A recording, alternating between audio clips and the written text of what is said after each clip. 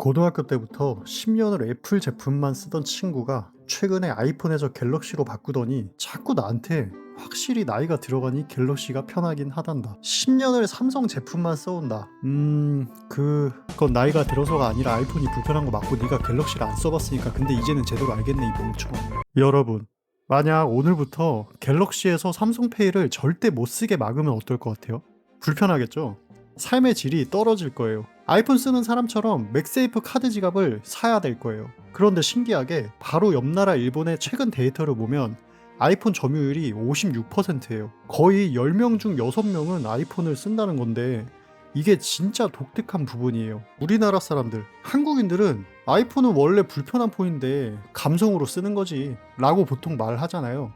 그런데 일본은 그렇지가 않다는 거예요. 일본인은 아이폰은 당연히 편한데 왜 다른 걸 쓰지? 라는 정반대 인식을 가진 거죠. 쟤들은 삼성폰 안 써봐서 그런 거 아니야?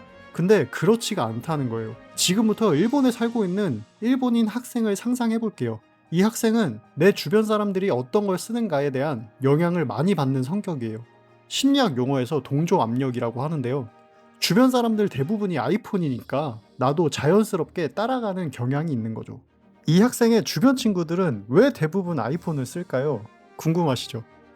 일본은 2008년 소프트뱅크가 세계 최초로 아이폰을 본격 도입한 국가 중 하나이기 때문인데요. 당시 일본은 스마트폰으로 넘어가는 과도기였기 때문에 첫 스마트폰은 아이폰이라는 이미지를 이미 선점했어요. 경쟁사 안드로이드 진영은 일본에서 늦게 안정화가 돼버린 거죠. 일본은 아이폰 점유율이 50%를 훌쩍 넘으니까 기업 입장에서 iOS 최적화가 최우선 과제였겠죠. 애플이 일본 시장을 전략적으로 중요하게 다뤄왔던 것도 있고 교통카드나 QR결제, 현지 인프라와의 연동을 빠르게 지원했어요. 그래서 일본은 한국처럼 아이폰 쓰면 뭔가 안 되는 게 있다라는 체감이 거의 없습니다. 신기하죠? 이렇게 선순환 구조가 탄생한 거예요. 이 선순환 덕분에 일본은 전 세계에서 아이폰 점유율이 가장 높은 나라 중 하나로 자리 잡게 된 거죠. 그렇다면 우리나라 한국은 어떨까요? 10명 중 7명 이상은 삼성 갤럭시를 사용 중이에요. 이제부터가 진짜 핵심적인 이야기인데요.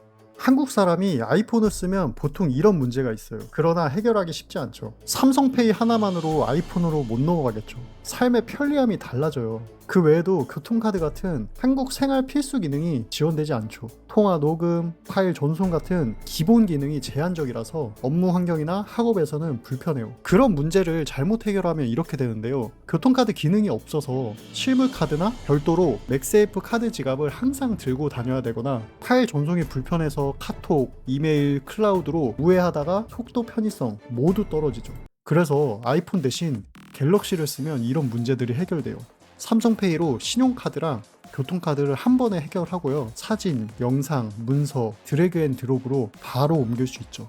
윈도우 갤럭시 연동이 완벽하고 별도 프로그램이 필요 없어요. 중요한 전화가 오면 갤럭시에는 자동 녹음 기능이 있죠. 갤럭시는 기본 저장 공간 외에 외장 메모리로 자유롭게 확장도 가능하고요. 삼성은 오래전부터 노트북, 태블릿, 이어폰까지 다 C타입이에요. 전부 자유롭게 호환이 가능하죠. 그런데 이런 해결책은 한계가 분명히 있어요.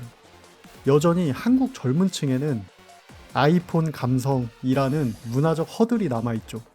특히 애플 생태계라고 부르는 애플 기기끼리의 연동, 에어드롭, 아이메시지, 맥북, 아이패드, 아이폰 생태계는 아직도 막강하죠. 그런 한계를 극복한 정답이 있어요. 제 친구 얘기인데요. 고등학교 때부터 진짜 애플만 쓰던 사람이었어요. 10년 동안 앱등이. 아이폰 나오면 무조건 사전 예약하고 맥북, 아이패드까지 풀세트로 다 들고 다니던 친구예요. 그런데 이 친구가 최근에 싹 다 갤럭시로 갈아탔더라고요. 이유를 물어봤더니 이렇게 말하더라고요. 야, 한국에 살면 아이폰은 불편한 게 너무 많아. 삼성페이도 안 되고 지하철 교통카드도 안 되고 통화 녹음도 안 되고 진짜 일상에서 계속 막혀. 그러면서 가장 만족했던 게 갤럭시 폰이랑 갤럭시 노트북 조합이래요. 사진이나 파일 주고받을 땐 퀵세이가 에어드롭보다 더 빠르고 폰에서 하던 걸 노트북으로 바로 이어서 할 수 있으니까 훨씬 편했다고 하더라고요. 사실 애플은 연동성 감성을 강조하죠.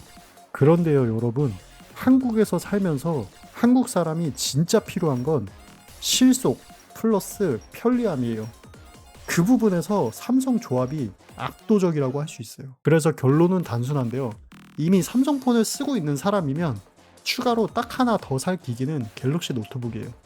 한국에서 가장 현실적이고 합리적인 선택이죠. 그리고 사실 이런 고민 제 주변에서도 엄청 자주 듣거든요. 이 노트북이 나을까? 저게 더 나을까?